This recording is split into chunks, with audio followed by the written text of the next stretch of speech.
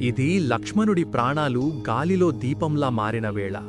హనుమంతుడు కాలానికి ఎదురు వెళ్లి మృత్యువును ఓడించిన అద్భుత ఘట్టం. కుంభకర్ణుడి మరణంతో ఆగ్రహించిన ఇంద్రజిత్తు మళ్లీ యుద్ధభూమిలోకి వస్తాడు. ఈసారి రావణుడిచ్చిన అత్యంత శక్తివంతమైన శక్తి అనే ఆయుధాన్ని లక్ష్మణుడిపై ప్రయోగిస్తాడు. ఆ అస్త్రం తగిలిన వెంటనే లక్ష్మణుడు స్పృహ తప్పి పడిపోతాడు. రాముడు తన తమ్ముణ్ణి చూసి పుత్రశోకం కంటే మిన్నగా విలపిస్తాడు.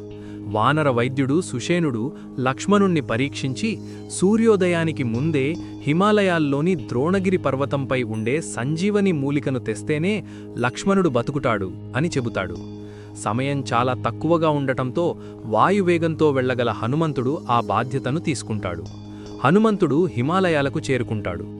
కాని అక్కడ అనేక మూలికల మధ్య సంజీవనిని గుర్తించలేకపోతాడు. సూర్యోదయం సమీపిస్తుండటంతో ఇక ఆలస్యం చేయకూడదని భావించి ఆ ద్రోణగిరి పర్వతాన్నే తన అరచేతితో పెకిలించి ఆకాశమార్గాన లంకకు తీసుకువస్తాడు. హనుమంతుడు తెచ్చిన పర్వతంపై ఉన్న మూలికల గాలి తగలగానే లక్ష్మణుడు మేల్కొంటాడు. చనిపోయిన వానర వీరులందరూ తిరిగి ప్రాణం పోసుకుంటారు.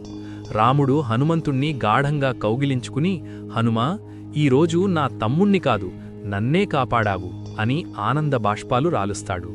నెక్స్ట్ ఎపిసోడ్ కోసం ఇప్పుడే సబ్స్క్రైబ్ చెయ్యండి. జై శ్రీరామ్.